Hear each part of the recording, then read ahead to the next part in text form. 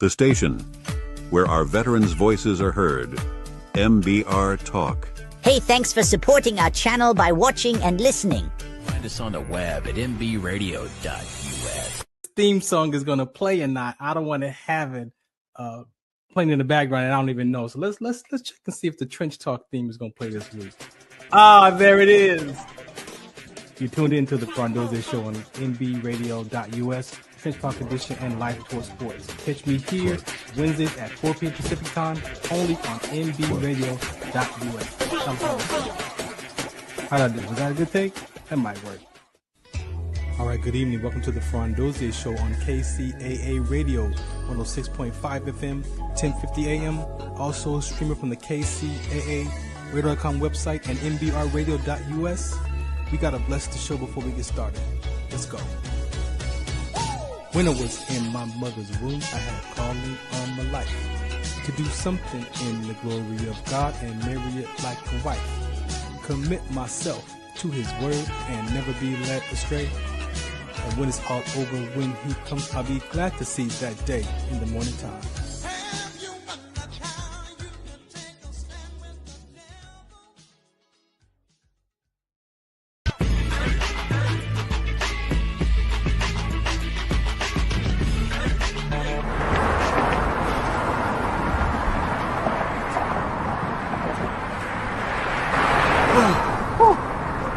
Hey, what's up, man? How you doing? I'm blessed, my brother. How you doing? I'm good, man. I'm good. Hey, did you see the game last night? Oh, that was a good game. But did you see the shot?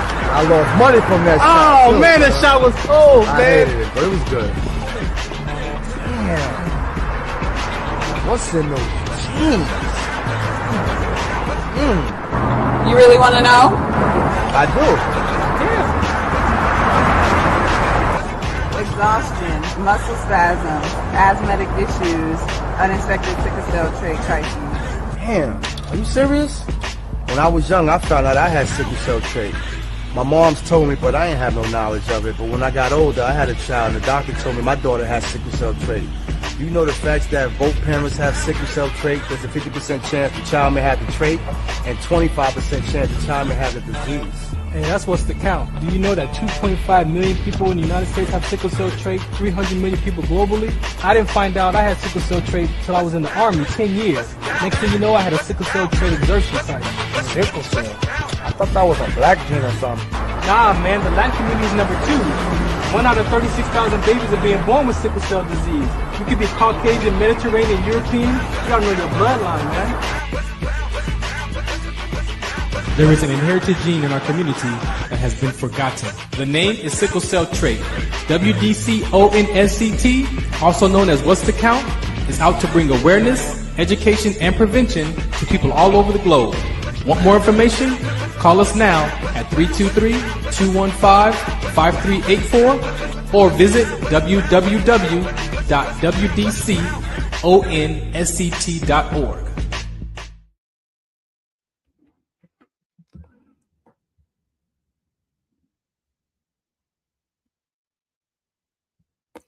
All right, welcome to another episode of the Farron Dozier Show right here on the Military Broadcast Radio Network. That's right, MBR. Thank you for checking in today. If you have not been around, I've been on a little hiatus, just going through some transitions and some change and just rediscovering some things, doing a lot of self-work. A lot of advocacy work. The basketball season is finally over as well, so we'll touch on some of those things. But yeah, thanks for tuning into the Farron Dozier Show on the Military Broadcast Radio Network. Wednesdays at 4 p.m. Pacific Time. I haven't gone anywhere.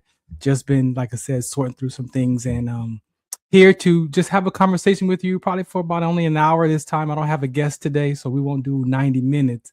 But I could talk 90 minutes. I've done it before, but really today we're just going to touch on some topics that I want to bring some awareness to if you're not familiar with who I am or what I'm up to, and just to reinforce some conversations, because what I realize is that PSA that you just heard there is very important, very, very important conversation. And I almost forgot how important it is and was, because just again, the things that I've been transitioning and dealing with in looking at life from a different perspective and different perceptions and interpretations.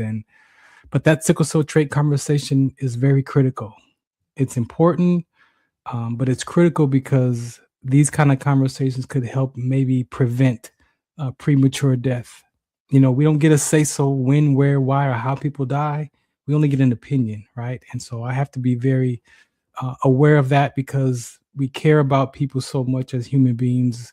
We love one another, but then we don't know when our time is done here on this planet. So the best thing that I can do with my conversation is bring some awareness to some of these inherited genes that we personally deal with, like myself, or other ones that are similar that could also cause health complications because they think you're just a carrier. And in a carrier state, you should not have any problems.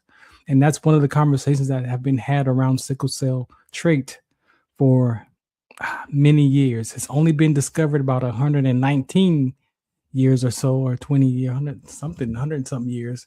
And so saying that, I'm 56, so half my life pretty much is only been discovered and been doing research on.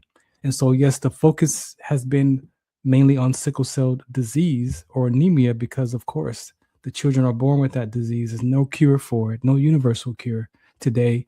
And so yes, I do understand why the focus has been focused on the children and the newborn screenings and things, but for some reason the information did not get passed effectively to a lot of sickle cell trait carriers, right? A lot of states wasn't doing testing for sickle cell trait until the late 1990s and 2000s, right? And some states still don't do sickle cell trait screenings unless it's suspected that they need to actually do that test for that family, right? So it's very important. It is a public health issue to the point where I say it is a critical conversation, right? Because people are exercising and doing things with their health and not knowing, having children and not knowing that they carry these inherited genes, and then they pass these on to their children. So that PSA that you heard in the beginning of the show, that is a real live, real-time conversation.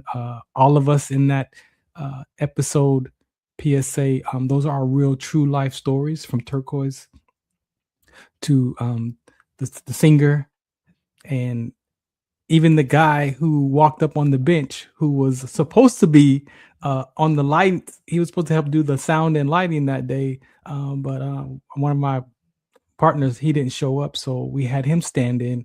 And his question was legitimately a realistic conversation because he was not aware of that sickle cell trait gene, or thought it was just a black gene. So yeah, that is a real life conversation, and I'm blessed to have completed that, right? Because we don't really see that many PSAs around sickle cell trait. And so I'm glad that God allowed me to produce that and fulfill that vision that I had in my head for probably like 5 years before I even published that.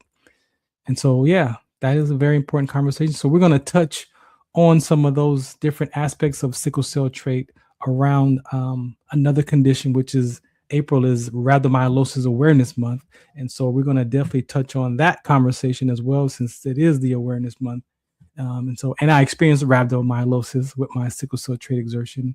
So we're going to touch on that. And then we're going to just go through the clock.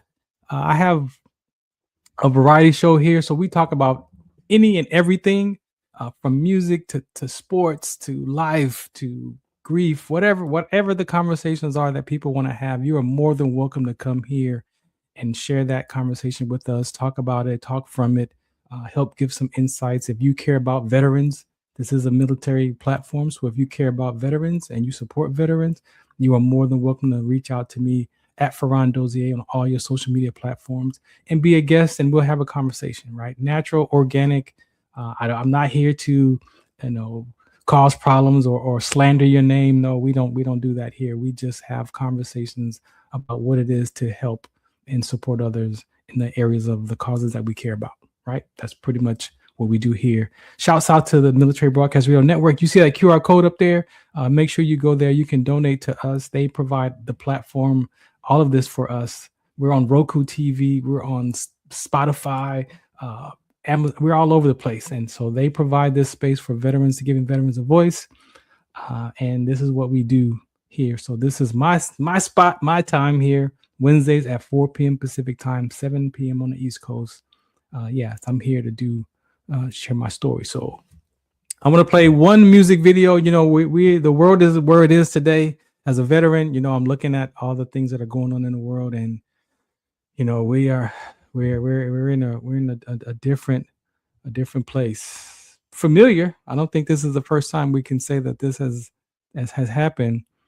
But there's a lot of opinions about what's going on in the world today. There's a lot of things that are happening around the country. There are people just wilding out. I mean, there's from our children to adults. I mean, there's so much going on, and we'll dance and talk about some of that stuff. But yeah, there's a lot going on. So I want to play this for my military, for my veteran community. We thank you.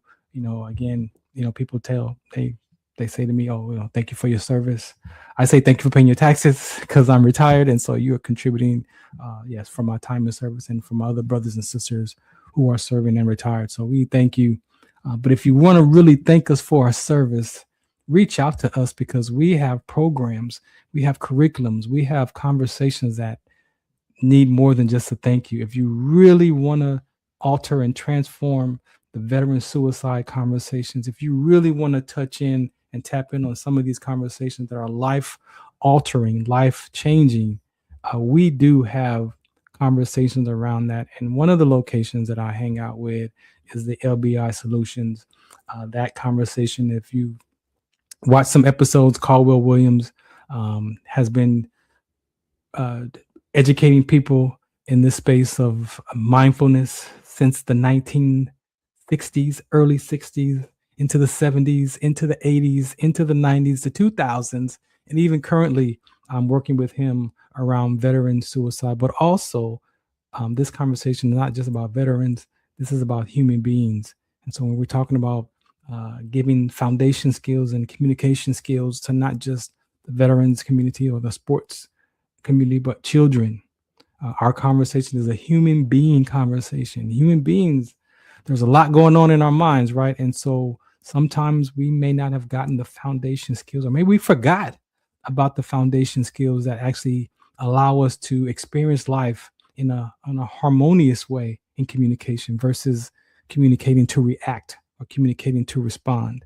We say we're good listeners, but are we really good listeners, right? And so we do have, in this aspect, some conversations that I'm blessed to be a part of. I'm his curricular trainer. Caldwell today is 92 years old. He is 92 years old, and I'll pull up a screen for that later on. But he is 92 years old and still at it. We're after a couple of organizations right now that we're close to being able to possibly partner with to move this conversation forward and take care of the community, from elementary schools to middle schools to high schools to veterans of sports. I mean, you look at depression and anxiety, it is something going on in the world, right? There's an attack on the hearts of people, right? The mind, the will, and the emotions.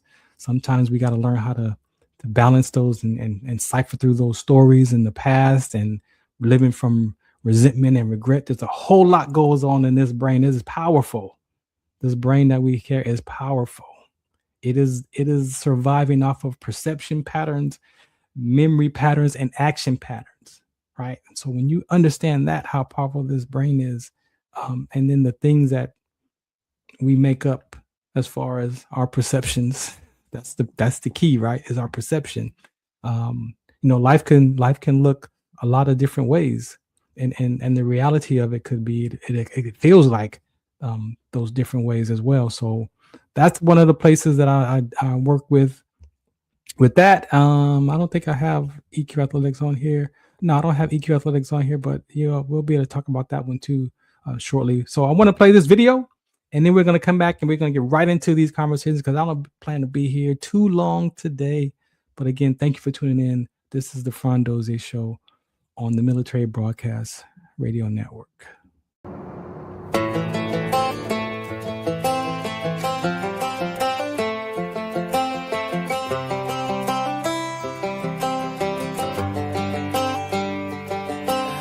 guts and it's the glory. 100 stripes, 100 stories.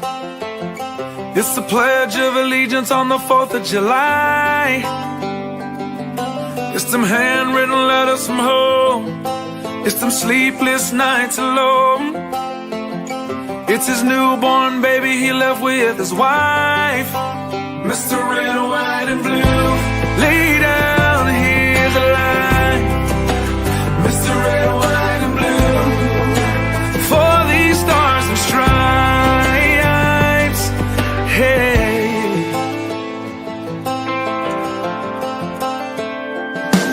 From the fields of Indiana to the swamps of Louisiana, to the golden coast of California, Uncle Sam's the only family he's got. His purple heartbeat won't stop, and his 18th birthday was the day he was born. Mr. Red, White, and Blue, lay down, here's the light. Mr. Red, White, and Blue, for these stars and stripes.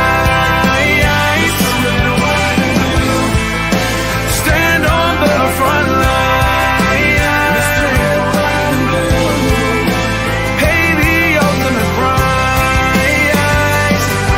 Oh.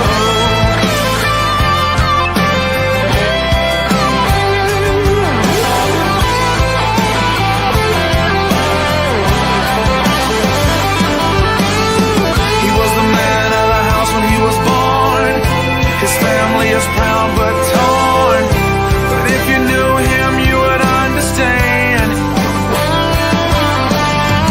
He was raised on how to be brave, just to see the flag still wave. And then he came home with only one hand. He's Mr. Red, White, and Blue, lay down here to lie. Mr. Red, White, and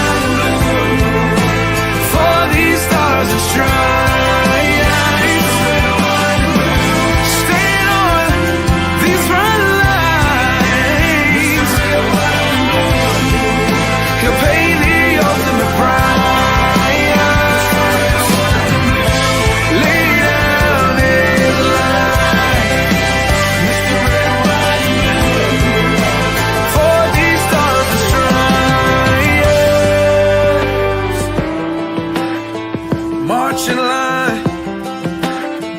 Marching line. Hey. Hey.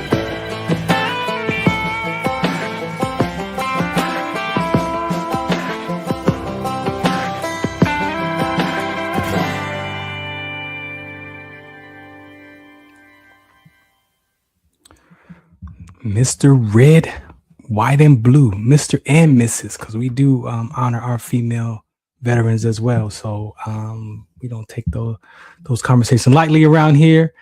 We are all service members and soldiers, male, female, men, women, and we appreciate songs like that help contribute to our conversations. So I was talking about EQ Athletics. If you want more information about EQ Athletics, you could go there.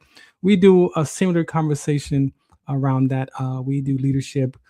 We do sports and conditioning with EQ Athletics. And we also do my part of the conversation that I bring to the table when I'm over there with them is the emotional intelligence, a lot of social emotional conversations.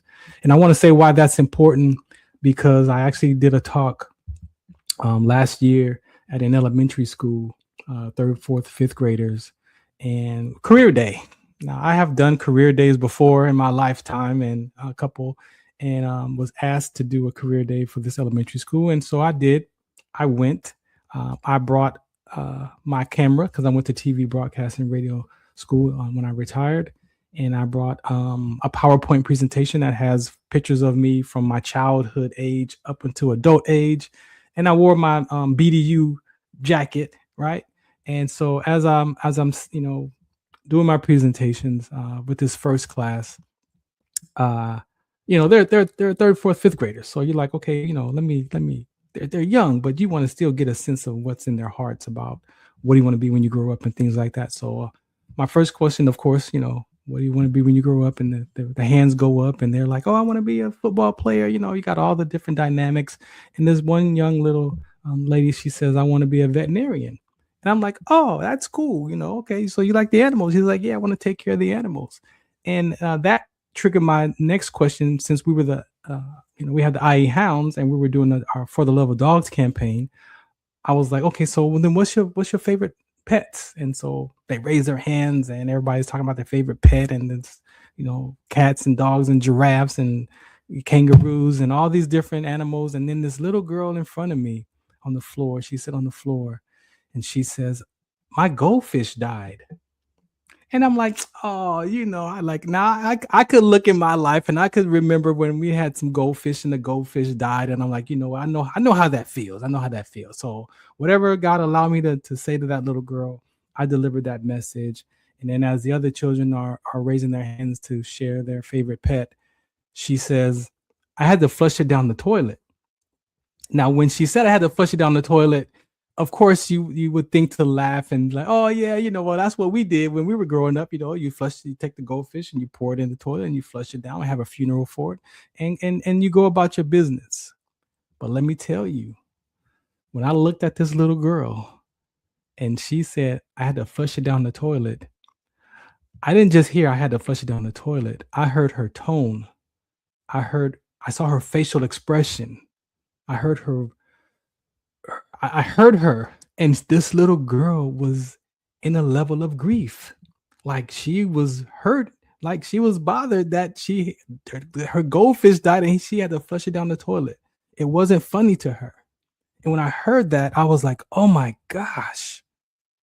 And so again, whatever God allowed me to deliver that message to that little girl at that time, all of a sudden you see the other hands go up, and these are, you know, 3rd, 4th, 5th graders, and they're saying, oh, my dad died, my mom died, my uncle died, my grandpa died, my uncle, you know, all these. And I'm like, oh my gosh, like here I am in your career day and I'm having a conversation with these children and they're expressing to me that this sense of loss, this sense of grief. And I'm like, oh my goodness. So again, I don't even know what the Holy Spirit allowed me to say, but I delivered the messages to that class and we moved on and finished up. And so as they transitioned out of the class, the teacher who was overseeing the room, she says, you know what? We don't have time for these social emotional conversations. I'm like, what do you mean? She's like, we're focused on, you know, testing and test scores and behavior and all this for these elementary school students, right? That's like 200 students there.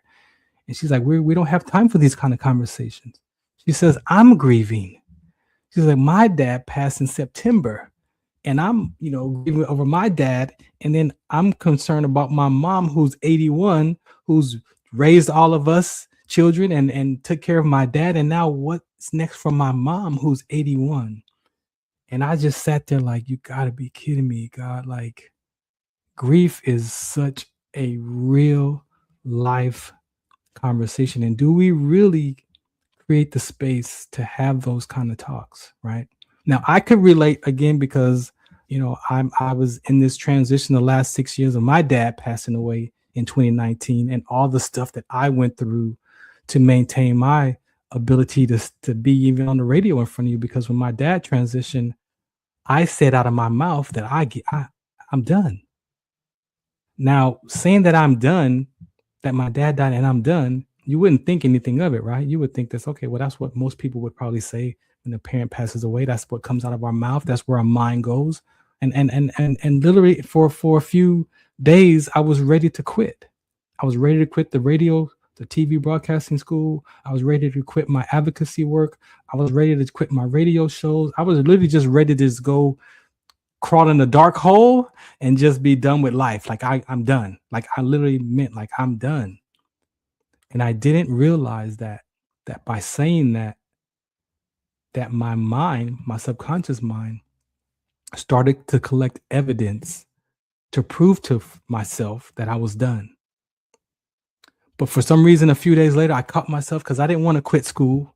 it was May. I was done in September. So I'm like, I don't want to quit. I don't want to pay this. I'm on my not post 9/11. Like, I'm not trying to get this money back. So if I quit, then what's the consequence of quitting school? I didn't want to do that. And then I realized, wait, Farron, you can't quit. Like, you have work to do. You got this inherited gene. You got the sickle cell trait gene from your dad. You're born for this conversation. So you have work to do. You can't quit. So now I'm battling in my mind. I want to quit, but I got work to do. I want to quit, but I got work to do. And in that week of his transition, I had to clean up his apartment, get rid of all of his stuff, and get it done before the first. I would have to pay rent into June. So we hurried up and cleaned up his apartment. In that week, I took like, I don't even think I took a day off of school. I think I took, because we had Fridays off. So I don't even think I took a day off. And I pushed through it. And I can tell you, I can articulate it to you today, because over the last 6 years of the work that I've done to get my mind back on and focused on life, that for about 2.5 years, I was struggling with that I'm done, right? And in that grief process that I was going through, I killed off a lot of friendships. I had an attitude. I mean, I was not a good person to be around. And I didn't even realize that my short temper and my attitude and my behavior and my body language was because of the loss of my dad. And most people would be like, yeah, of course. I mean, it makes sense. But I knew that there was something going on with me emotionally. And I just was like, what is this? And so I can tell you, during that year, I graduated from the TV Broadcasting Academy, the only person to have completed the radio and TV broadcasting school with a 90 or above percentage in all categories. So my name is on there with the gold placards on 2 different boards, because I was the first person out of their creation of 1983 that actually completed both of those curriculums with a 90%. And I was proud of that. But I was like, no, there's something still going on with my heart. And so I went to the VA. I asked for some grief classes, for some mental health support. And I ended up taking one of the grief courses. I think it was about 10 weeks of grief counseling. And I pushed through that, because what I understood in my journey is that, principles, right? If you understand principles are not conceptual. Principles are distinctions and ways that we are used by when we live life, right? So we're used by principles right now that are probably corrupted, and it has us behave a certain way when we're engaging with people in life. So it's not that always the principles are positive. Some of them are negative. You could be used by anger. You could be used by disrespect. You could be used by frustration, right? You could be used by those. So when things happen to you in your life, that's your go-to. Oh, you disrespect me. Like, so you're being used by disrespect, because I can't show you disrespect in the world. I can't, there's disrespect by the tree. Like, it's not in nature, right? So these principles, that means that we're used by these, and a lot of them are feelings and emotions, right? So when I understood that, I'm like, let me go to these classes so that I could find some principles. And I did. And the grief counseling definitely helped me get a better understanding of what I was dealing with, because there was times that I would just cry. There was times that I just feel like I missed my dad, and I didn't, play some music or what. And so I realized that what I was doing, these other people in the class was doing the same things in their own version, right? So we all, we grieve differently, but very similar, right? Just depends on where you are in those phases. So I took those classes, and I'm like, oh yeah, I'm good. Okay, I got a better sense, and I'm gonna be okay.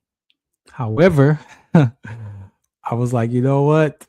I looked at a show that me and my dad did, and we were talking about what it is to be human and destiny, and we had these words.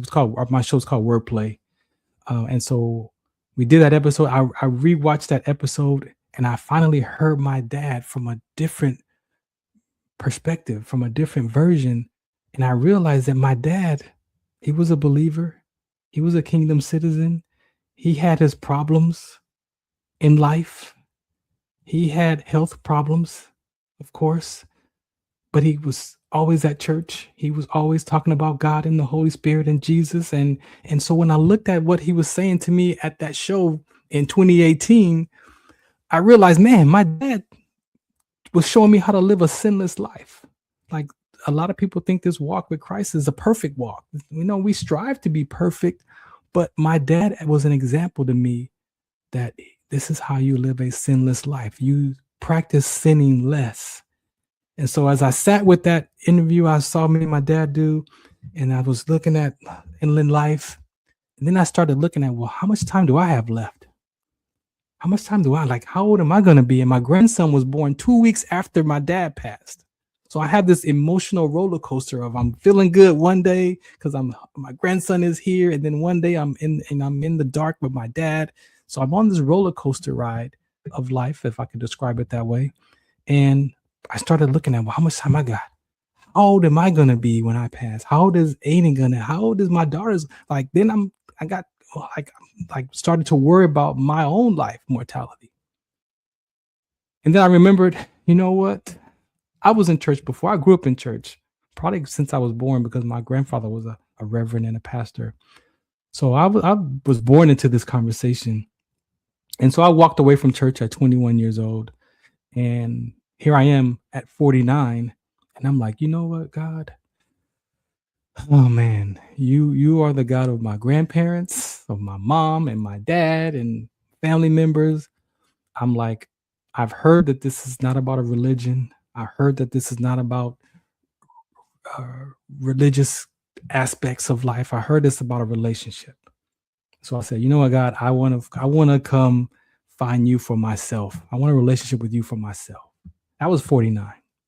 And so I spent the last 6 years still at it, developing my spiritual journey, my walk, discovered a lot of things about myself in the Word that transpired, transitioned over from my life experience into the Word. I found, biblical principles. I found stories in the Bible, and I'm like, okay, this is making sense. And what I was experiencing a level of peace, right? But at the same time, my subconscious mind is like, no, man, let's quit for a year. Like, let's just take a year off. Let's take a year off from radio. Let's just shut down and take a year off. But I pushed past. I was doing radio shows. I was doing interviews. Sometimes I'd start an interview and I didn't want to talk to the person. Sometimes I would sit there and but force myself to even engage in the interview because I really didn't care. My heart was really like checking out. That's like how deep I was in that grief. And then all of a sudden I just started looking, and then I realized that, you know what? The Bible are also principles. Those passages, those stories, all the messages and the parables that Jesus Christ that he shared about the sower and the seed and the vine, like that all started to make sense to me. And I heard people say, you know what, Farron, you got to get knowledge, understanding, and wisdom, right? You got to get wisdom from the Word. Like that's the process. You got to get your knowledge, you got to get your understanding, and then the wisdom is you take the knowledge and understanding and you apply it to your life, and then you practice the Word, live it. And I'm like, okay. But when I went to MOR, the Ministry of Reconciliation, I heard that it's not just your knowledge and understanding and the wisdom, but you got to get comprehension. So when you read the Bible and you get the thous, those, and the they, and then you got all these parables, and you got to, you listen to these, reading these stories and all these passages about Moses and all these things. It's like, now I'm looking for comprehension. Like, what is that? What are they saying? Like, what does it mean? Like, oh, okay. Then pastor's like, you know what? You gotta put your life in the Word. You don't just read it for the stories. You gotta put your life and look at how that looks in your life. And when I did that, that was what they call the revelation. So when you get the knowledge and you get the understanding and you get the comprehension and you get the revelation, then you can apply that wisdom to your life. And I can tell you, I don't have it all figured out. I still got a lot more work to do, but I can tell you that my life has opened up since I've been in church. And what I realized is I was feeding my soul with the mental health and the personal development classes. Like I was feeding my soul, but my spirit was starving. I wasn't feeding my spirit being. And so I balanced it out. I balanced out my life with the spiritual conversation, and I balanced it out with the personal development and the cognitive behavior and the grief. And I have all these different tools, Caldwell's education. I have all these different tools, and now, I'm building this. Imagine a toolbox that has, 100 tools in it, right? Now, some of those tools still got the plastic on there. If I look in the toolbox, there's some tools that I haven't used yet that I've been only using of what matters to me at this moment of my life, right? So there are still some tools that I haven't applied, like a toolbox. But the ones that I have used, let me tell you, they have been effective. And what I realized is like I don't want my soul to lead my life. I already know what I'm gonna get if I let my soul. If I live from my mind, will, and emotions, I'm gonna be all jacked up, and I know what that feels like. And so what I did was I realized that I'm a spirit being. I possess a soul, and I have a mind, will, and emotions, and I have this body that I get to experience and talk to you and touch stuff in the flowers and all that. That's what my body does, right? So if I put that in order, some people say mind, body, soul. I'm not here to say which is wrong for you, but I'm saying for me, when I put it in an order, because God does things in order, I'm like, you know what? If I'm a spirit, then I have a soul and I have a body. So then that's how I'm going to say it out of my mouth. I'm a spirit being, I have a soul, and I have a body. And then I looked at it a little bit deeper when you start talking about mental health and those other conversations. It's like, oh, wait a minute. I have a spirit, I have a soul, but the soul has a mind, will, and emotions. Oh, wait a minute. But the mind has a conscious mind and a subconscious mind. So then, wait a minute. So then I have a spirit, I have a soul, but I have a mind, and I have a conscious mind and a subconscious mind, and I have a body. So then I expanded that view for myself, and I started looking at each one of those. And I can tell you today, I'm in a way better place around this grief conversation. I now live my life. I filter what the world has to say through my personal development, through the cognitive behavior, all that grief stuff. And I take all that grief stuff after I flush out what the world says about, because the world has a lot of opinions. After I flush out what the world says about it for what Farron has to say about it, then I have to take what I say about it, and I filter all that through the tools, the principles that I've applied to my life for my soul. And then I take that and I filter that through the word. And I can tell you, like a filtering system, by the time I take those conversations from the cognitive behavior and the personal development and even Caldwell's and the grief, I could tell you a lot of that stuff lines up with the word. It just may not be the same language. So then I saw that, well, wait a minute, a lot of the things that the world is using came from the Bible. Those are principles. Maybe they might change the word. Instead of saying repent, some may say turn and change your ways. Right. So when I saw the language, I'm like, oh man, like this is the same thing in the Bible. So I'm like, okay, cool. So what I'm gonna do is I'm gonna live my life and filter my life through what the word has to say. And that has been a blessing. I have found another level of peace. I'm still here. I'm still on the radio. I'm still doing my advocacy work. I'm still maintaining. And what I can tell you before I complete this segment is there are in the Bible, they're called Beatitudes. And the first Beatitude is the kingdom of God is for those who are poor in spirit. Blessed for those who are poor in spirit. That's for the kingdom. I'm badgering that. But that's when I saw that was the first Beatitude, that the kingdom of God of heaven is for those who are poor in spirit. Well, guess what? I could admit to myself that I had, as I said, I was feeding my soul, but I was poor in spirit. And so that allowed me to then put my life in order. Those Beatitudes helped me understand that, yeah, you're on the right track, because I came to God because not for fire insurance, but I came because I was poor in spirit. I was dealing with my own life. I was trying to control the outcomes of my life. Like I got to maintain this. Like, how am I going to stay alive? And when am I going to die? And that was me being poor in spirit.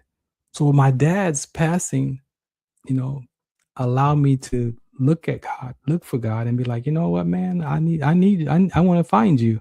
And I was poor in spirit. And then the second beatitude is blessed for those who are mourning, because they'll be comforted. So not only did I admit that I was poor in spirit, but I was also in mourning.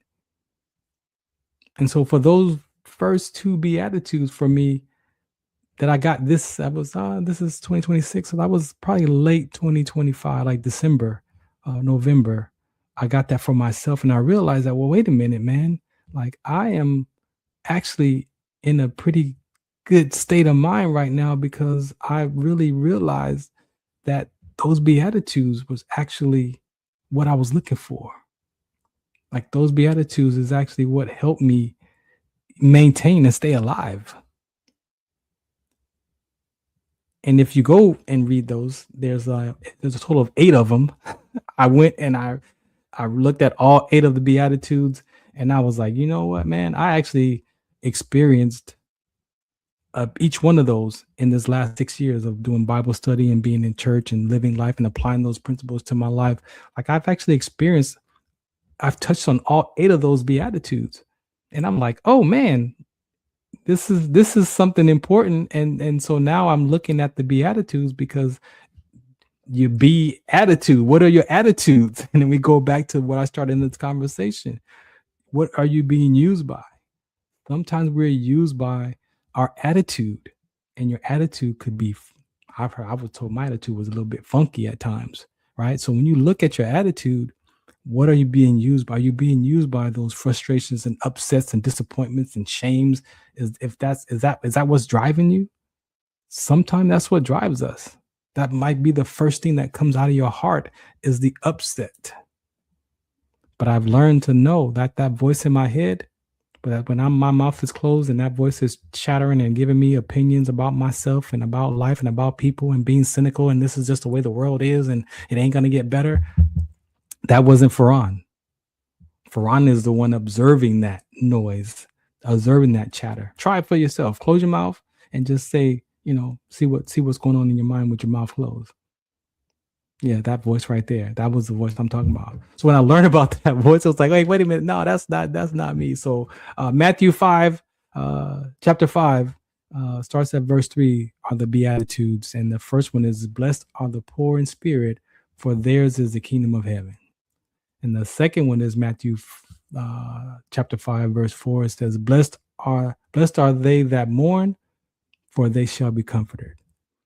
And that's where I'm at right now. That's where I'm at today. I'm living through those two, and I actually went back to the VA, and I'm actually in a group, a grief group, support group right now. I think I'm in my 5th session, and it's just amazing to be in that support group, because I'm with these gentlemen who are older than me. We're talking about 60, 70 years old that just lost their wife, they lost their spouse, they lost their husband, or they lost their son, the grieving from divorce. And so I'm here in this grief support group, and I'm like, oh my gosh, like, I know that this is important, because I only mentioned my dad. I'm also in the level of, I never really dealt with my grandfather, right? My grandfather passed in 2020, right? So my dad in 2019, my grandfather in 2020, and then my dog in 2022. So I've got a lot, in that grief category, a lot going on. And out of these last 6 years, I finally found peace, with my dad. Like, you know what, man, I appreciated him. My dad loved me. I made up a story at 5 years old that my dad didn't love me. And I lived like that for 35 years until I was 40. When I took those classes, and I realized that my perception of my father was all corrupted, that he did love me. Now, he did the best he could with what he had. He was 20 years old when I was born. He was a baby. I had my first daughter at 23. So now my dad was 20. So then how could I hold all of that upset that he didn't love me and he didn't take care of me when he did the best he could with what they had. And just getting that other side of that view, of that perception, of that interpretation of my father, I was able to get my dad back before he passed. I reconciled with my dad before he passed. I can only imagine what it feels like to have a level of resentment or regret of that parent when your parent passes. I know what it feels like to have resentment and regret, but for a parent, I don't even know what that would feel like. I know it could be hurtful. I know it could be, you could be in a space of hurting or upset, or now you're disappointed because you didn't get a chance to say what you needed to say to them. But I can tell you, it's not too late. It might take a little bit extra to get past that resentment and regret. You might have to go and get a piece of paper, and just write out what you would say to your mother or father today. And then just pour your heart on that piece of paper. Find somewhere to go. If you got to go to their gravesite, or go to a space in your room, or wherever you got to go to the park, and someone maybe that you have confidence in, and read that document out loud. Read that paper out loud. Maybe you might have to read it 4, 5, 6, 7, 8 times. Cry as you're reading it. Cry through it. Cry. Keep reading it over and over, and you'll see maybe about that 5th time that you read it, the tears will be gone. And you'll be at peace because you've been able to get that stuff out of your heart. You get to get that stuff out of your mind. Now, I'm not going to lie to you. I almost had a level of regret with my dad. Almost because he passed away over the weekend, and we didn't find him until it was like 4 days later. And so my mind tried to beat me up and say, well, you didn't call him. You didn't call him. You didn't call him before he passed away. You didn't talk to him. But I talked to him that week. But my mind was like, but you didn't call him. Remember, you was going to call him on Monday. You was going to call him on Tuesday. You didn't call him on Friday. You didn't call him on Saturday. You didn't call him on Sunday. And I remember when we found my dad, when I went to go see my dad, I grabbed his cell phone and it was unlocked.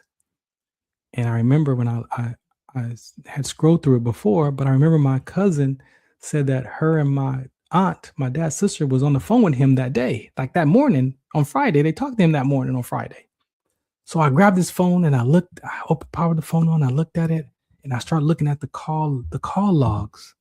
I'm like, okay, wait a minute. Here's the call that he was on the phone. He was on the phone with them at this time. And then there was a space where everything else was either a missed call, no more outgoing calls, just missed calls. There was missed calls on Friday. There was missed calls on Saturday. There was missed calls on Sunday. There was missed calls on Monday.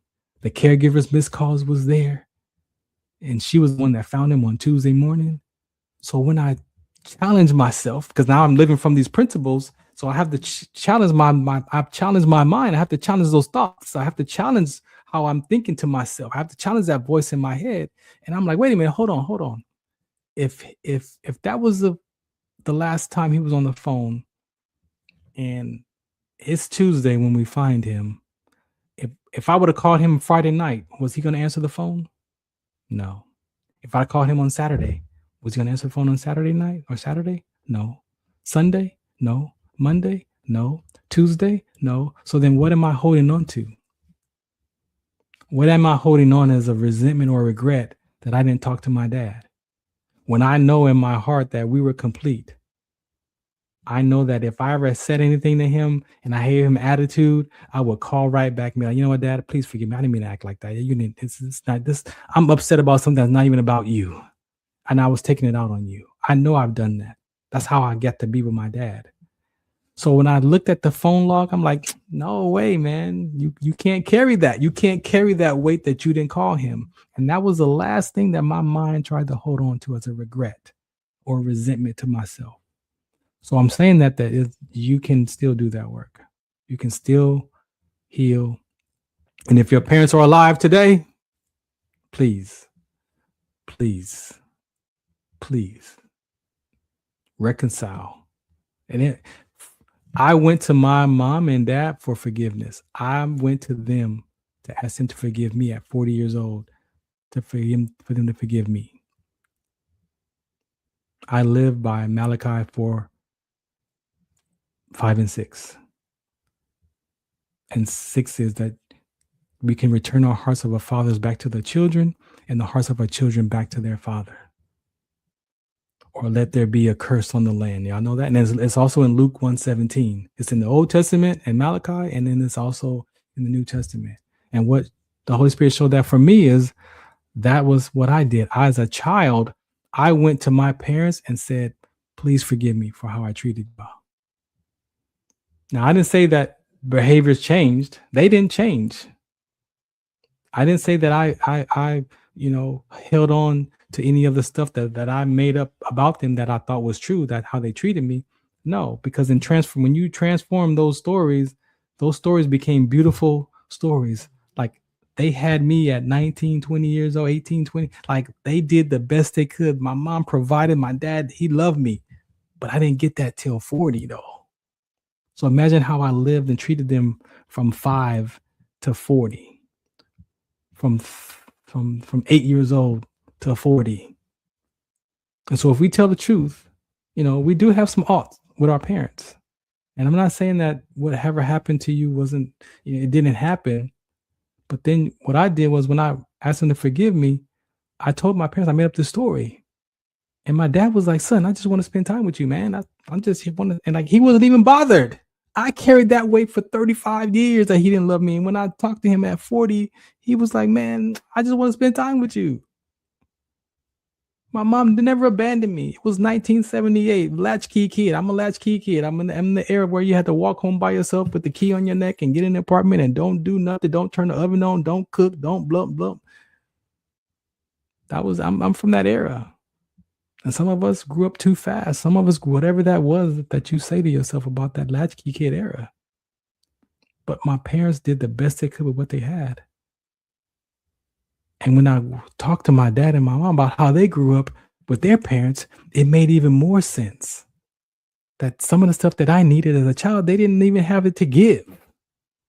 They didn't even know to give it because they didn't get it. And unless you do this kind of work and you heal yourself and get some more knowledge and understanding, some comprehension and some revelation and some wisdom, then you might be in the same boat too with your children and your parents. This wasn't supposed to be a grief conversation or a reconciliation, but I guess this is what today's show is about. That you can reconcile that relationship. You can go to your parent for forgiveness. I'm not saying that it's not getting them off the hook. That forgiveness, that self-forgiveness is for you. It's for you. It's for you to have peace. And by you going to them for forgiveness and asking them to forgive you, guess what that does for that parent, that father, that mother? They're going to walk away from that conversation and be like, wow, that's different. I've never expected that from my child. Where did that come from? Right? So now you just planted that seed in them to now they might start to look at themselves on how they was treated and treated you. And it may not happen that day. It may not happen that week. It may not happen that year, but you have now planted that seed of forgiveness. And if you further the work around self-forgiveness and forgiveness, guess what that does for you? It starts to heal your heart, that your heart won't be as hard and your subconscious mind will start to now download new information about forgiveness, about karma. There's no such, I don't live by karma. Karma is unforgiveness. Karma could be making us sick. You're holding on to a story of an upset and you're hoping that person, something bad happens to that person. But you're hurting yourself by carrying the karma because you're remembering the story. What is that emotional? That's exhausting to carry karma and hope that person eats the poison when you're the one eating the poison. So it doesn't get that person off the hook. It doesn't, take away of what happened, but it definitely can alter what you made it mean about you. That I'm not good enough, that I'm not worth it, that I'm not this, I'm not that, I'm on my own, I don't belong. There's something wrong with me. When I was able to look at that for what it was, man, there was nothing wrong with me. I wasn't on my own. And I definitely belonged to my family. But a mind of a child, a 2-year-old, a 5-year-old, a 6-year-old, an 8-year-old, 11, 14. Come on. What do we know about time at those ages? What do you know about relationships at those ages? But what we don't understand is that the brain is developing inside the womb. And then when birth happens, that child is developing and that mind is giving meaning to life. That brain is going to give a meaning. If you don't pick me up and I'm crying as a baby, guess what? Then my mind is already wired to make it mean something. So I might cry harder, or I got to find or it might be a different cry. So when you pick me up, when I cry like this, and then you pick me up, then I know what cry to use. And then you know what cry to pick me up, right? That's communication without language. So imagine as a child that some of the stuff that we thought that happened to us emotionally wasn't really emotional. It was just that my parents didn't have the knowledge about that. They didn't understand about child development. They were children themselves. I'm 56, still trying to figure out what it is to be an adult right now. Like, how could I hold that against them? So I'm asking you, whatever that is with your father and your mother, you could be the one that transforms that relationship. My dad never changed. My mom never changed. I altered how I listened to. I didn't change either, because I'm still the same old. The same OG is still in there. But I made a commitment and I altered my behavior because I found principles that challenge my behavior. The cognitive behavior. For my veteran brothers and sisters, I recommend that. Go to CBT. That was one of the ones that I took, that it took all those stories in my head and I had the challenge. Is that exaggerated? How many of these stories are exaggerated? And I looked and I saw that these stories were exaggerated to the max. But I had so much evidence. I had proof that I was abandoned. I had proof that my dad didn't love me. I had proof that I had all this proof that the girl didn't like me. I had all this proof and evidence and the feelings and the emotions and the body sensations. And you couldn't tell me no. I know that they don't love me. I know there's something wrong with me. I know that I don't belong. I know I'm not good enough. I know I'm not worth it. I got proof. Now, corrupted information. So you might want to go to your parents to find out if they're still alive, and your grandparents. If you got your grandparents still alive, go and ask them, what was life like when you grew up? To your grandparents. How far can you go back? You got aunties and uncles that grew up with your parents, with your mother and father. Go back and find out what was life like in their environment, what they saw. Go ask your grandparents, what was your dad like? What was your mom like when they were children? And you guess what? You get a sense of, wait a minute. It's no wonder we call them generational. They call them generational curses. I call my conversation generational consequences, because those are emotional consequences that get passed on into your own version. And it's real life. And we see the suicide rate. I'm not a therapist. I'm not a psychologist. I'm a patient advocate. But if you look and see the suicide ideation, the suicide, the numbers, what is going on? I'm proof that those classes can work. I'm proof that the word of God works. Your truth will set you free from what? Your truth is going to set you free from your own stories, from your own lies that you made to yourself. And then with that word, who the Son sets free is free indeed. So I've been transformed by my personal development classes and those other curriculums and principles. But some of the things that I was dealing with, I've been set free from. I've been delivered from it. I've been freed up from it. Some of the stuff I have a better understanding. So now I can check my behavior, because now I got to practice. I got to practice perseverance. I got to practice self-control. I got to practice kindness. I got to practice love. Like those things I got to practice. But some of the things that I was dealing with are gone. Like they're gone. They're gone because I used the word. So whatever you have to find out, but you got to find something that you can challenge your mind up against, outside of how you think about yourself and other people. Because you're always going to be right. I said it on my show yesterday. your mind is always going to be right because it's trying to protect you, to keep you safe. You wonder why life always turns out the way it turns out, because you're the one making the decisions, perception patterns, memory patterns, and action patterns. You're going to do what you did 10 years ago to survive that same feeling of what it felt like to be disappointed. When it feels like disappointment's coming, when it feels like shame is coming, when it feels like embarrassment coming, you're going to feel like I gotta go do this. So yeah, that's your mind. That's your subconscious mind. That's where we have our deep meetings with ourselves, the subconscious mind, the heart of us. That's where you go have the meetings like, yeah, you know what, man? Oh, last time I did that, man, I was embarrassed. Oh no, we don't want to feel. Do we want to feel that? No, we don't want to feel that ever. I don't want to feel that ever. That's what I said about my dad and my mom. I don't ever want to feel that pain in my gut again. And then I began to behave a different way to avoid that pain. Now I'm pretending like I got no pain. Some people say you put a mask on. However you describe it in life, we see how we talk about it. We talk about it, but do we talk from it? Sometimes you got to put your life in that conversation. You can't dance around it and describe it. No, sometimes you got to be willing to put there it is right there. Thank you, Holy Spirit. You got to be willing to put your life in the conversation. If you're not willing, then it's going to be conceptual. It's going to sound good. It's going to sound good for them, but not for me. Oh, that sounds good for him, but that's what you're probably saying right now. Oh, that sounds good for him, but not for me. I can't do none of that. I can't do that word. Oh, no. Yeah, because you're not willing.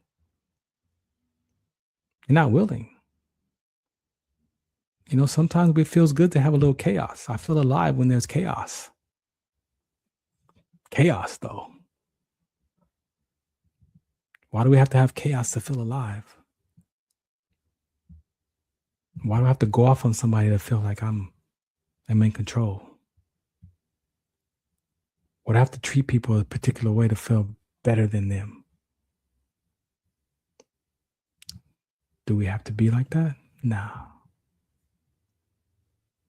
So this is just one aspect of my life that I talk about, especially with EQ Athletics. So that goes back to our curriculum with EQ Athletics that I get to deliver some of these messages with. It's very, very important conversations. And I hope that you heard something for yourself. I really hope that you take some time to just self-reflect, self-examine yourself. For my veterans, brothers and sisters, or family members, that work will soften your heart. It will soften your heart. I said I wasn't going to be here for too long, but it's already an hour. That it can soften your heart. That work, those principles can soften that perception, and you get just another piece of that puzzle, and you realize that, man, no wonder my mom couldn't give me that emotional support, because she didn't have it from her dad or her mom, or she made it mean something else. Like then you start making like, wait a minute, man, my heart is corrupted.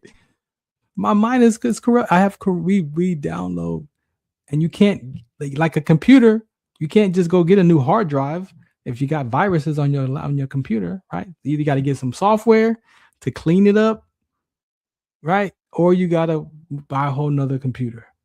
But we can't get a whole nother subconscious mind. We can't get a whole nother heart. Not the heart that's down here that's pumping the blood. I'm talking about your heart of man, the subconscious mind. You can't get another subconscious mind. So what do? You got to go get more information. You got to challenge those thoughts. You got to challenge those ideas. You got to challenge those stories up against something outside of your own self. Find something that you have confidence in. If you use the word trust, find something that you trust. Try it out. If it don't work, go find something else. If it's not CBT for you, it might be something else. That's just what I used. And I'm still inside of those conversations because I don't have it all figured out. But what if you can just interrupt the willingness to die by the willingness to live? Right? The willingness to live. And that's going to be the second part of this conversation. How I got to at least the part of the willingness to live. Those thoughts may never go away. The suicide, yes, sometimes I still wake up dark. I still wake up. You can't act like you can't pretend like you're fine and you're not. Sometimes admitting and being honest with yourself that I don't feel well today, and then I need to go find something. That's why I have these principles, right, for my soul. Right? It wasn't wrong that I was feeding my soul. I'm not telling you it was wrong, because what that did was it softened my heart. So if I wake up in the morning and I'm in a dark space and I'm not even looking at the word of God, or I'm not even trying to go to the church part, guess what I have though? I have cognitive behavior. I have the therapy. I have Caldwell's education. I have the other personal development education that my mind could then go to something else that's been in my heart that say, hey, no, wait a minute, man. Remember? Yeah, you can't sit here and just be in the dark all day. Oh, I did learn that, you know what? Sometimes I just do have to be here and sit in the dark and let it pass. Sometimes when I'm in grief, I got to go sit down and just let that grief pass. Sometimes you got to experience those feelings and emotions.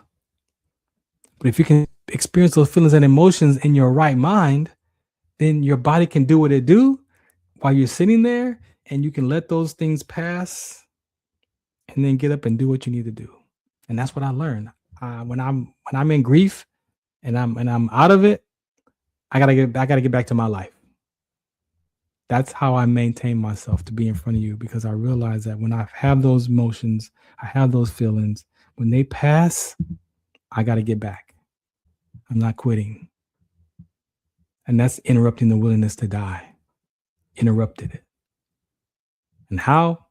By this conversation we're going to have up next. So I'm going to play this PSA right here, and then we're going to come back and we're going to touch on the awareness month of the rhabdomyolysis. I got some stuff. I'm going to put up my website so you can look in. I don't want to just be talking about it and you can't see nothing.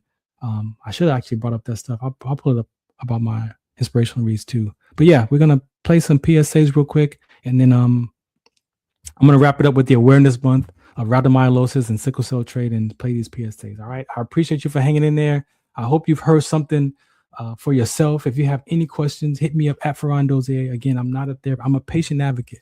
I'm just delivering the messages that I went through, that God showed me, that now you can take these and share your testimony. And maybe that might be enough for somebody else to look in their life and be like, you know what, man, I don't want to live like this either. I don't want to pretend like I'm okay and I'm not. As men, we suffer in silence. That's how we language it. A lot of, I don't know, women, I'm sure women do too, but I'm not a woman, so I'm not going to generalize and speak for women. But for men, I know that we suffer in silence. And suffering in silence means we don't have the room to express ourselves. We don't have the room to say, I'm hurting. We don't have room to cry, because you can't cry. You can't do this as a male. You got to be strong. You got to be proud. You got to blah, blah. That's exhausting, emotionally exhausting, to be a human being and you can't express yourself because you're labeled as a man that can't be A, B, C, and D. You can't do that. You can't cry. Let me tell you, that doesn't work. It might have worked in the olden days. Did it though? Did it work in the olden days? No, it didn't work, because it's still being passed on. It's still being passed on to generations, and our children today are dealing with it. The same thing that we dealt with, they're dealing with the same thing on another level. On another level of it. And if you recognize that, you can clean up your life, go back and help someone else. Your story might be the story that softens that person's heart. You might plant the seed, or you might water a seed. But we know God does the work. But you might be a planter or a water. You might water a seed from somebody's life. That might just be enough for them to be like, you know what, man? I might need to take a look at my life. This is the Farron Dozier Show, the Military Broadcast Radio Network, right here, Wednesdays at 4 p.m. Pacific Time. Check out these PSAs. Zetovia salve, made from natural and organic ingredients, good for inflammation, poor circulation, hemorrhoids, yeast infection, lip sores, dry coughs, eye pain, minor cuts and bruises, and ready to purchase at botanicaherbalco.com. BOTANICAHERBALCO.com. Botanica herbalco.com.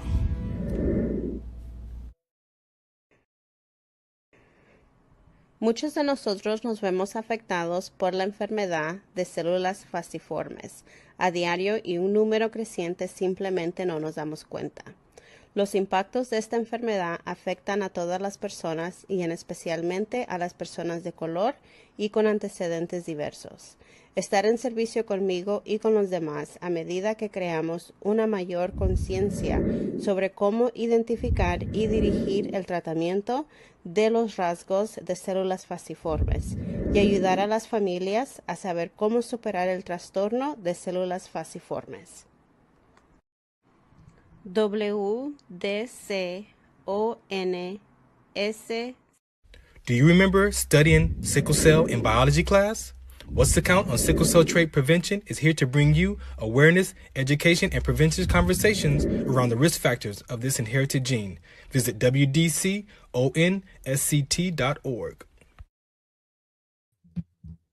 All right, welcome back to the Farron Dozier Show on the Military Broadcast Radio Network. Again, thank you for listening in for that first hour. I told myself that I wasn't going to be here that long, but there's a conversation. I don't know, how this is going to play out, but I thank the network for allowing me to have my show here, my military show. You can catch me on Tuesdays now at KCA Radio. That's 106.5 FM at 10:50 a.m. In the Inland Empire. Or at kcaradio.com. We stream that as well. Tuesdays at 6 p.m. Similar show here. I do more of my military talks here. The other show right now, we're doing a conversation about what it is to be a male man. And so I'm working with Mr. Walker and my partner, Charlie. We are having these conversations because we want to create this kind of space in real time. All right. We don't just want to be streaming online. We want to have people come together, sit down in front of each other, and have a conversation. So we're pushing that topic right now. But you can be a guest over there too. Like I said, I'm open to be a guest. You can be a guest over there. And then today I was also on the Beyond 2D show with Jessica. So that show's on every second and third Wednesday, Beyond 2D. Over there, I get to kind of what I did here, just kind of express myself. We go through different words. Sometimes we use words out of context, right? Sometimes you got to get a dictionary, Sometimes you got to go grab a dictionary and make sure that you're actually using the word that best describes what you're trying to say, right? If you can do that, then your emotional state, who you are as a person, now you get to say what you mean versus describe it. And sometimes that could be a better, effective communication, or understanding how other people think. Well, we grew up in a different environment. So the word that means to me in my environment might not be the same word that definition that you use it for, but it could be the same word, right? So we know that the English language is something else these days. And so, sometimes, like I said, I learned that you got to grab a dictionary and make sure that the words that you are using, especially in your feelings and emotion, that's the best word that describes how you feel. All right. So I'm going to drop this over here. Let's see, we're going to play this out. We're going to make this work. So I'm going to drop over here, and then I'm going to bring up my page. All right. So again, I'm a sickle cell trait advocate for rhabdomyolysis as well. And this is an opportunity that I was given last year to be on an investigative report about rhabdomyolysis and sickle cell trait and the public health issue that people are having health complications, exercising, collapsing and dying from sudden death. And unfortunately, the sickle cell trait, some are carriers of that trait or other inherited genes. Sickle cell trait is not the only one. It's more to it than just sickle cell trait and rhabdo, right? So, but and anyone can experience rhabdomyolysis. You could be at the gym, you could be mountain climbing, you could be on the track playing football, basketball. We've seen that people experience rhabdo from dehydration, from heat exhaustion. I'm going to show you, there are a lot of things that can trigger rhabdomyolysis. And for me, the sickle cell trait was my connector to that conversation. So I'm going to play this piece of this documentary investigative report so you can hear what they say. And then I'm going to go to the website and just kind of show you what I've learned and what we talk about around rhabdomyolysis. This is the Farron Dozier Show right here on the Military Broadcast Radio Network. Check this out. As the number of Americans seeking high-intensity workouts increases, a rare but potentially life-threatening condition has become a concern for workout warriors. I'm Tisha Powell. And I'm Lee Zurich. It's a term you might not know, rhabdomyolysis. According to the Cleveland Clinic, every year about 26,000 people in the U.S. develop the dangerous condition. It occurs when muscle tissue breaks down and releases a damaging protein into the blood. While rhabdo, as it's commonly called, can occur after any kind of muscle damage, it's often caused by intense physical exertion, particularly in hot climates. Research shows cases have increased over the last 2 decades, one study reporting a 10-fold jump between the years of 2000 and 2019. Today, we want to educate you on the signs and symptoms to help potentially save a life. While marathon runners and fitness newcomers alike are impacted, reporter Heather Graff explains how those serving in the military are particularly at risk.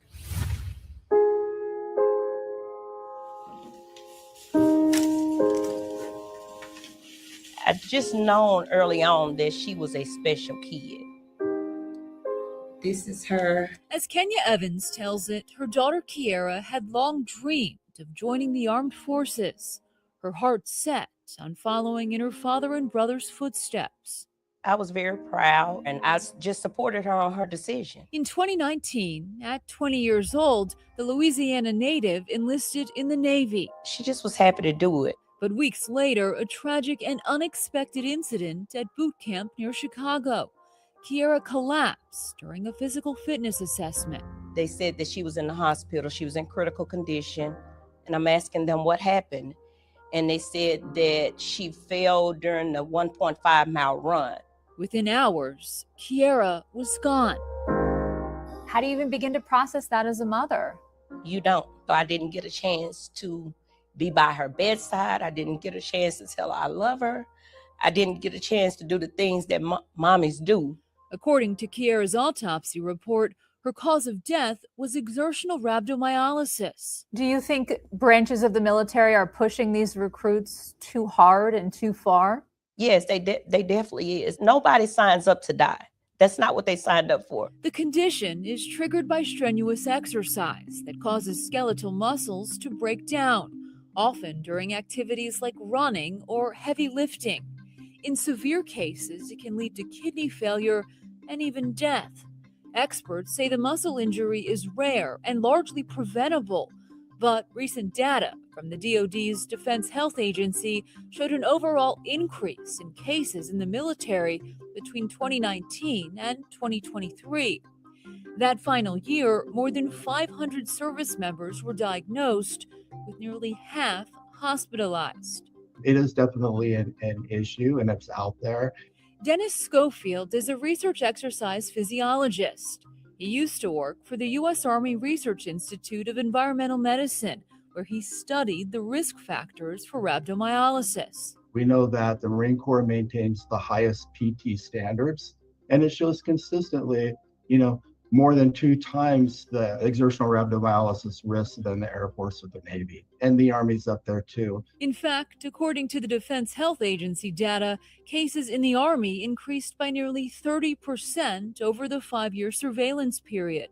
But across all branches, recruits had the highest risk of exertional rhabdo, with rates 6 to 10 times greater than all other service members. We have recruits coming from high school. They may or may not be that physically fit. And most of the training occurs in the summer months. That last point, an important one, as 3/4 of rhabdo cases occur during warmer months of the year. So you're much less likely to see it in someone who's been training and who's built up that tolerance. Dr. Derek Fine of Johns Hopkins University School of Medicine says early recognition and treatment are crucial, with symptoms ranging from urine discoloration to nausea to muscle swelling and soreness. Is there a sense of urgency? Yes, because you don't know how severe it is. And if you get it early, you can usually prevent all the complications. And the main complication is really kidney injury or kidney failure. According to the Cleveland Clinic,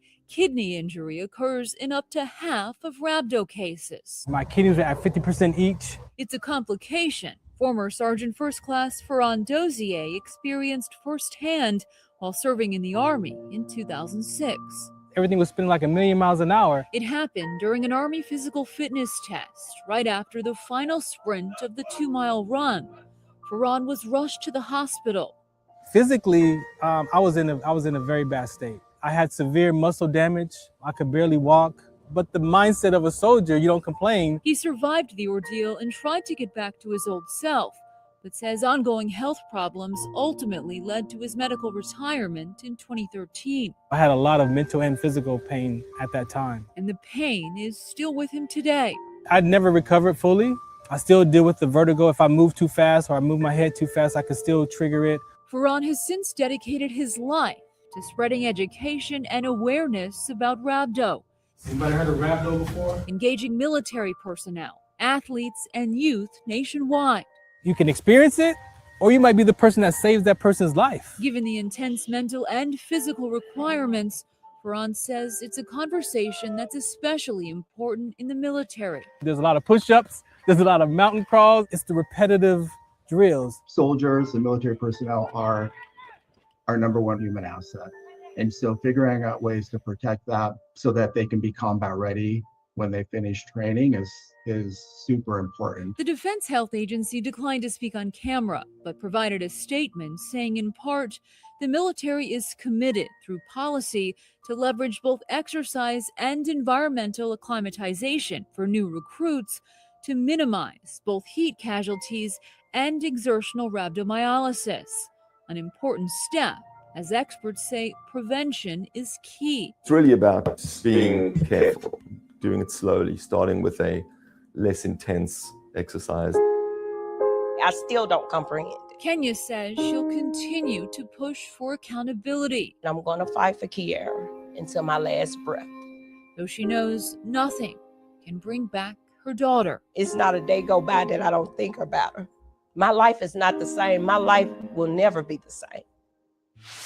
According to Kiara's autopsy report, in addition to exertional rhabdo, sickle cell trait was deemed a significant contributory factor in her death.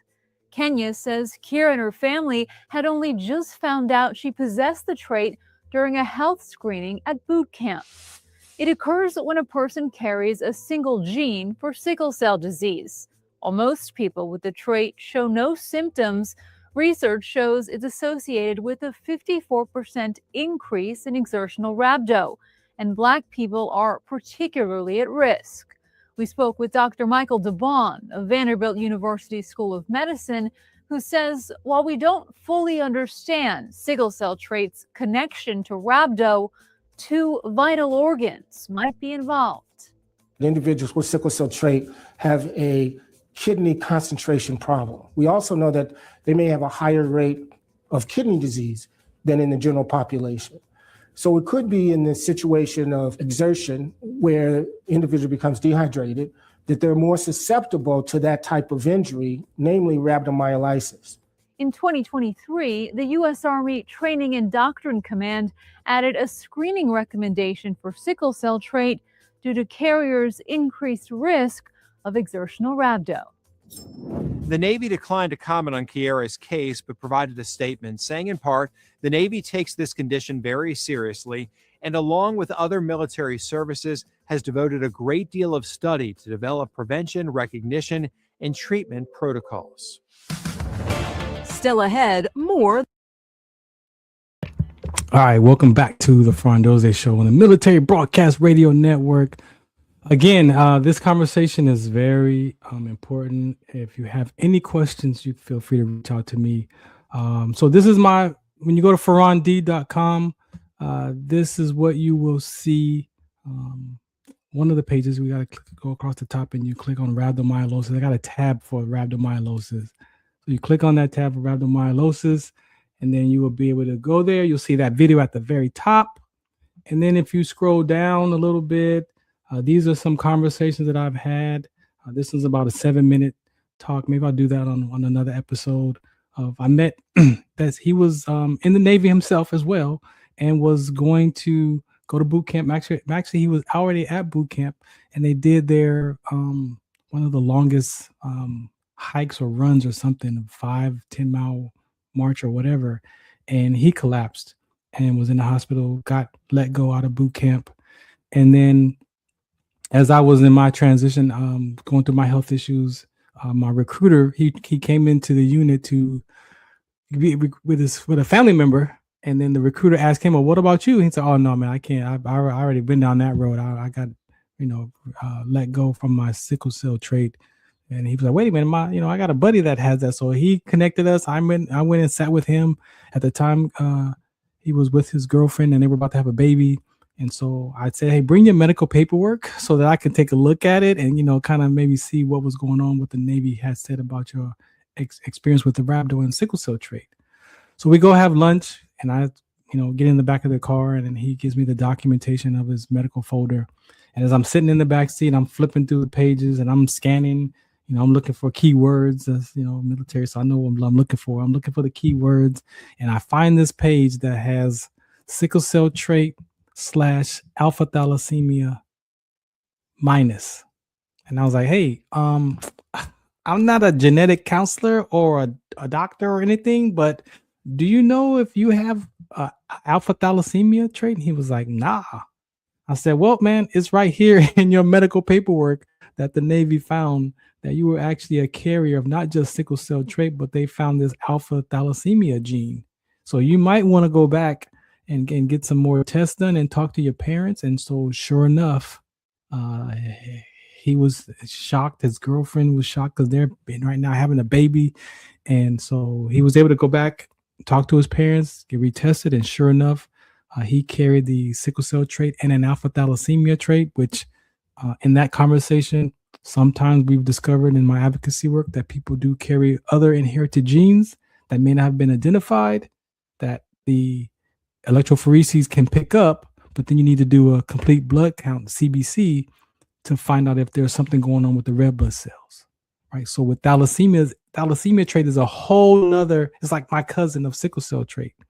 Like that gene is usually in a more of an Asian Mediterranean descent of alpha thalassemia because that combats malaria for their culture, for their ancestry. So the reason why blacks are number one is because Africa in the presence of malaria.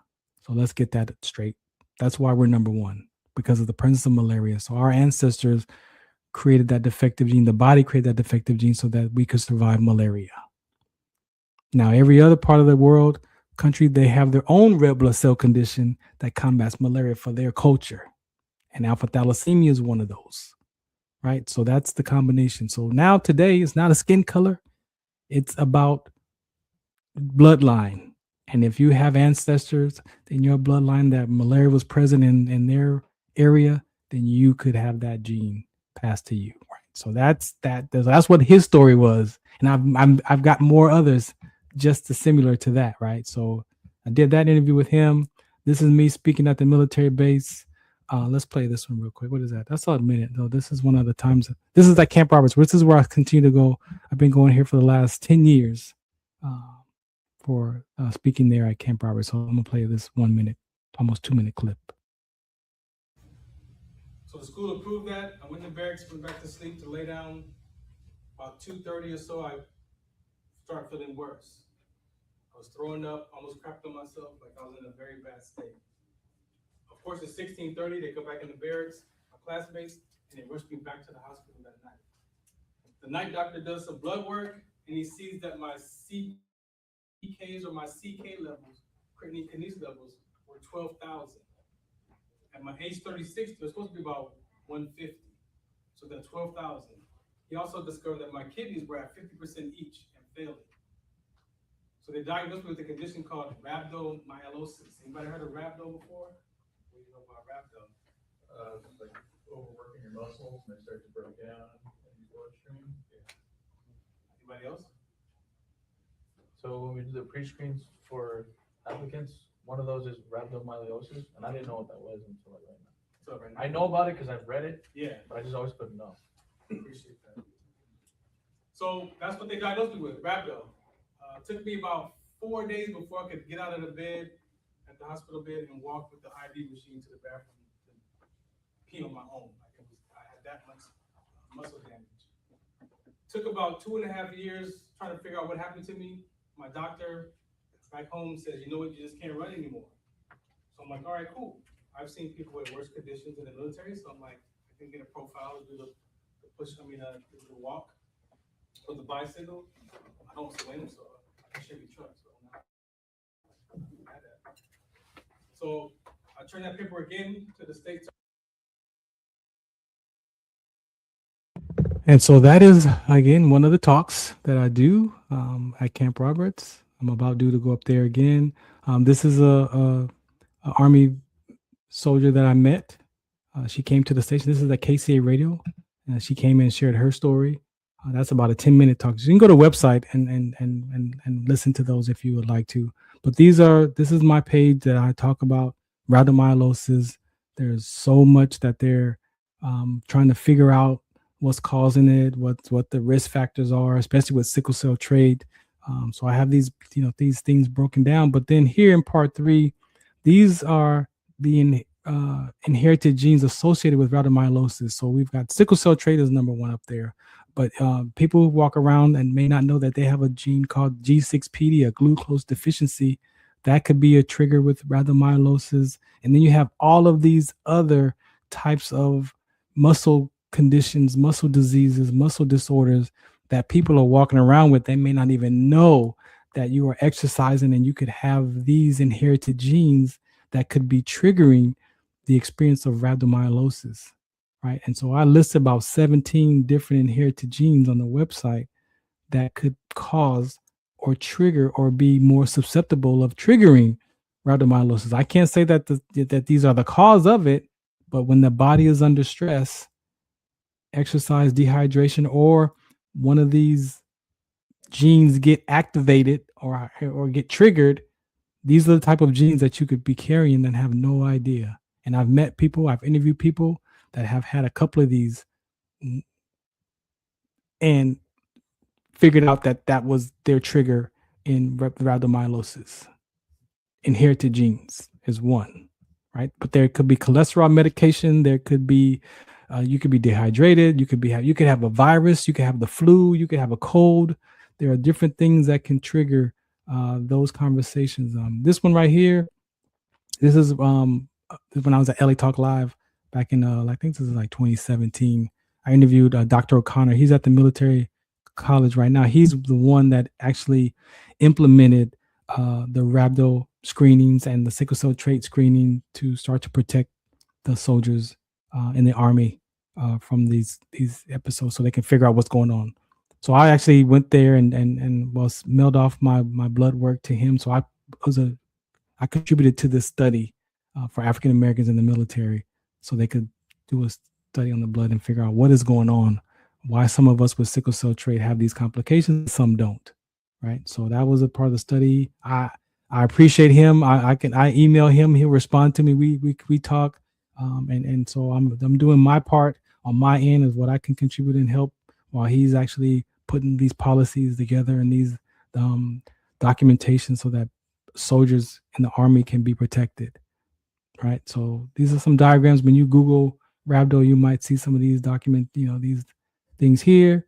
There's a thing about the military and the exertion with rhabdomyolysis. And then this is the health and safety piece that I really talk about mostly is the sudden death, the skeletal muscular disorder, the impact on the body, the inherited genes, the blood work, and then the CDC, what the CDC has to say about that even as well. So that is the basis of the rhabdomyolysis talk. April is Rhabdomyolysis Awareness Month. So this is one of my campaigns. Again, that's where I go out and I speak to the military base, high schools, colleges, wherever I could get a conversation in that allow me to be a part of it. I will, accept that invitation and go and share this message to bring awareness. This is an interview I did, I want to say back in either like 2015 or so. Dr. Pei came on. He's a chiropractor, but he's a holistic doctor.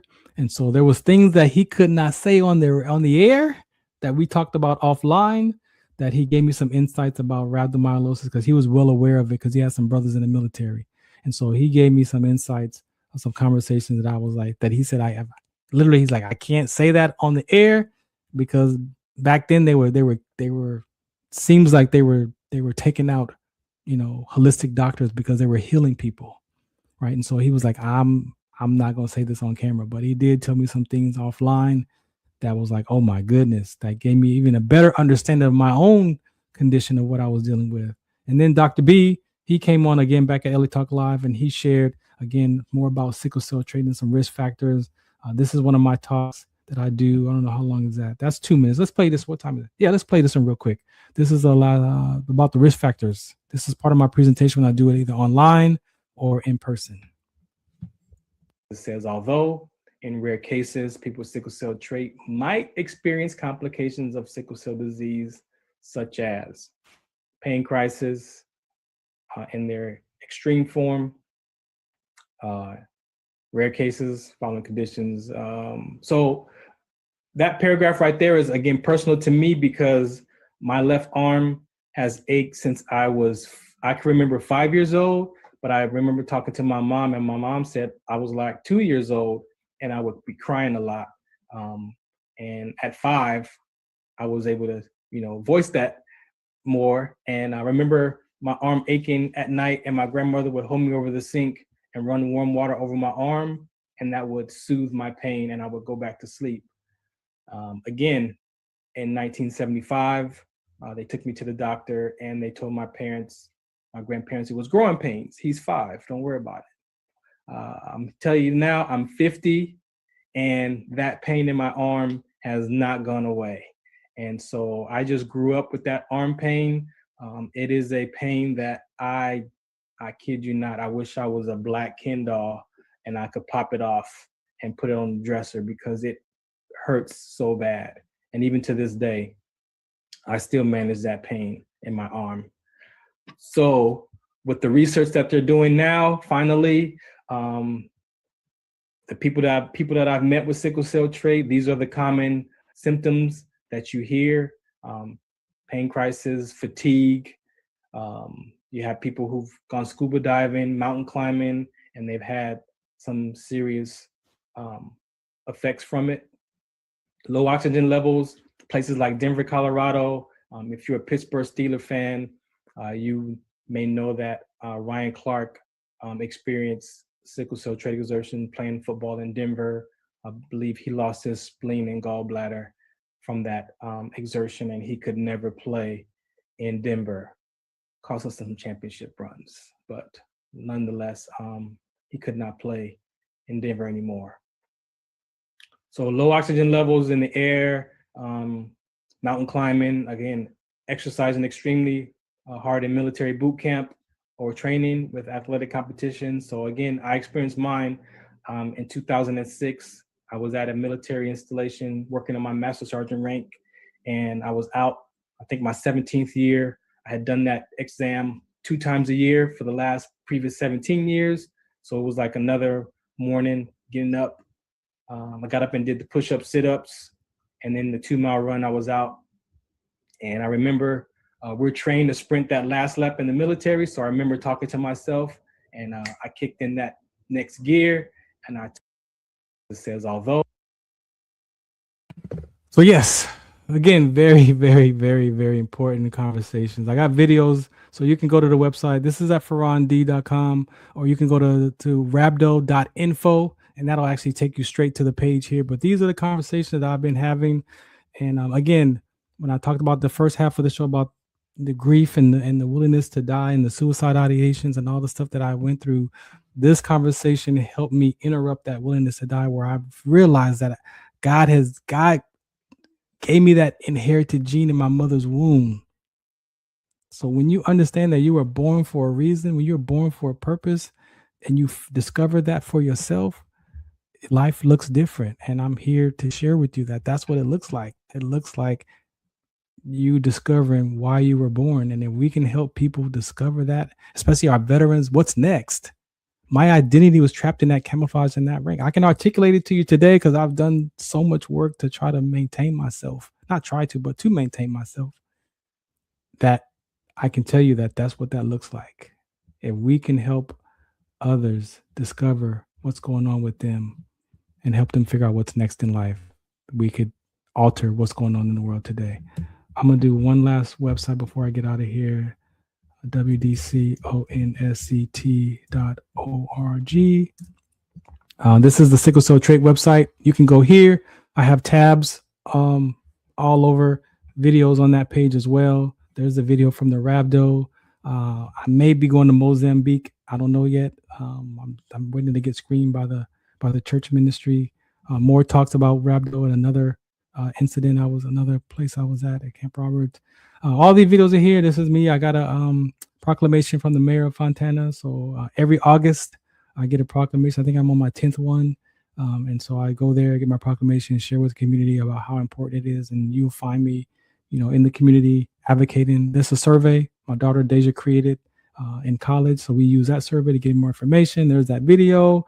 There's the PSA. And then these are all the specific areas that we address around sickle cell trait. Firefighters, CrossFit, law enforcement, professional athletes, awareness for the schools, coaches, parents, students, military, nurses, couples, pregnancy. This conversation is critical. And I'm grateful that God has given me this message to deliver. I hope you learn something from this. If you know somebody that has a trait and you learn something, pass them to me, give them some information, let them know that somebody out here has some knowledge and some understanding and has a story to tell about that sickle cell trait gene that they possibly carry. Again, is it benign or not? They're starting to realize and tell the truth that sickle cell trait is not benign. For those in Denver, my family in Denver, one of your football players for the Broncos, Ronnie Hillman, he passed away a few years back with sickle cell trait from a rare kidney cancer directly associated to sickle cell trait. He passed away. By the time they found his cancer, he was already at stage 4. He put up a post on social media on his Instagram page, and in a few weeks after that, he was gone. And when you look at that world, like, okay, that's professional sports. How did they not catch that rare kidney cancer by him playing football in Denver? Denver is one of those places that, is not a really good spot for people with sickle cell trait because of the elevation, right? And because of the low oxygen, right? So again, this is important. I know it's critical. It's definitely a critical conversation, and I'm just thankful that God has allowed me to share this conversation with y'all. All right, I'm gonna get out of here. I got like 3 minutes left. Again, if you have more questions, you want to be a part of that, you want to be a guest on here, you got something to say, hit me up at Farron Dozier on all your platforms. And again, farrond.com is where mostly you can find a lot of this information. It'll lead you to somewhere where I'm at as far as what I'm up to. You'll find the tab for it. And then the WDC on SCT is with focus on sickle cell trait. You could go there and get some information. So again, thank you for today. I didn't think I was going to be here that long, but this is where we are. Next week, we'll see. Stay tuned. I post my things on social media. So if I'm going to be here next week, or we might replay this episode, not sure yet. So again, thank you for your time today, for watching and listening and being a part of this awareness campaign right here. This is the Farron Dozier Show on the Military Broadcast Radio Network. One more last PSA to remind you, shout us out, what's the count? Do you remember studying sickle cell in biology class?